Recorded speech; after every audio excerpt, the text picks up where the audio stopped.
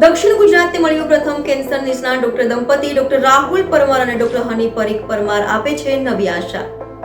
દક્ષિણ ગુજરાતમાં કેન્સર દર્દીઓ માટે રાહતભરી નવી ખબર આવી છે. હાડકાના કેન્સરના નિષ્ણાત ડોક્ટર રાહુલ પરમાર અને તેમના પત્ની મેડિકલ ઓન્કોલોજીસ્ટ ડોક્ટર હની પરીખ પરમાર છેલ્લા 6 વર્ષથી સુરતમાં કેન્સર દર્દીઓનું સફળતાપૂર્વક ઇલાજ કરી રહ્યા છે. આ ડોક્ટર દંપતીએ અત્યાર સુધી 500થી વધુ દર્દીઓનો ઇલાજ કર્યો છે, જેમાં 30%થી વધુ દર્દી સંપૂર્ણપણે કેન્સર મુક્ત થઈ ચૂક્યા છે.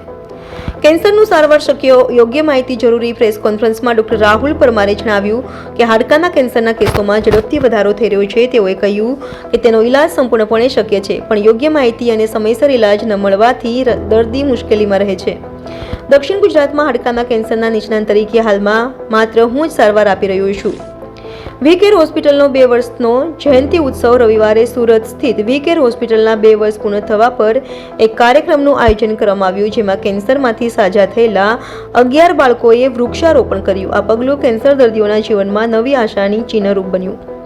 દક્ષિણ ગુજરાતમાં ડોક્ટર દંપતી તેમની નિષ્ણાંતિ અને સમર્પણની કેન્સર દર્દીઓ માટે આશાનું કિરણ બની ચૂક્યા છે. તેમની મહેનતથી સૈકાઓ દર્દીઓને નવી જિંદગી મળી છે અને કેન્સર સામે લડવાની હિંમત મળી છે. હું doctor Rahul Parmar, orthopaedic onco surgeon તરીકે સુરતમાં છેલ્લા 6 વર્ષથી અને બીકર હોસ્પિટલ ખાતે 2 વર્ષથી પ્રેક્ટિસ કરું છું. આજે અમારી હોસ્પિટલના 2 વર્ષ પૂર્ણ થયા સાલગીરી માટે અમે એક નાનકડા પ્રોગ્રામનું આયોજન કર્યું હતું. એમાં અમે એવું વિચાર્યું કે જે પીડિયાટ્રિક પેશન્ટ એટલે જે બાળકો જે અમારાથી કેન્સર ફ્રી થયા છે, આજે કેન્સર સર્વાઈવર છે અને પોતાનું જીવન વ્યવસ્થિત ગુજારી રહ્યા છે, એમના થ્રુ અમે વૃક્ષારોપણ એટલે કે ટ્રી પ્લાન્ટેશનનો પ્રોગ્રામ કર્યો હતો.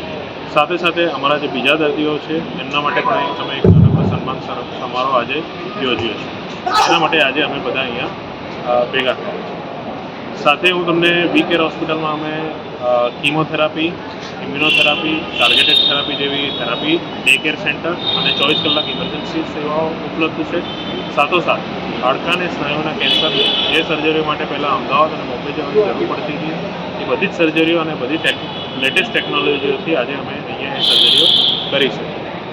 અને સાથે હું મારા દર્દીઓ, મારા ડૉક્ટર મિત્રો અને ભગવાનનો આભાર માનીશ કે આજે અમે આ પોઝિશન ઉપર પહોંચી શક્યા અને અમારા દર્દીઓને કેન્સર મુક્ત કરી.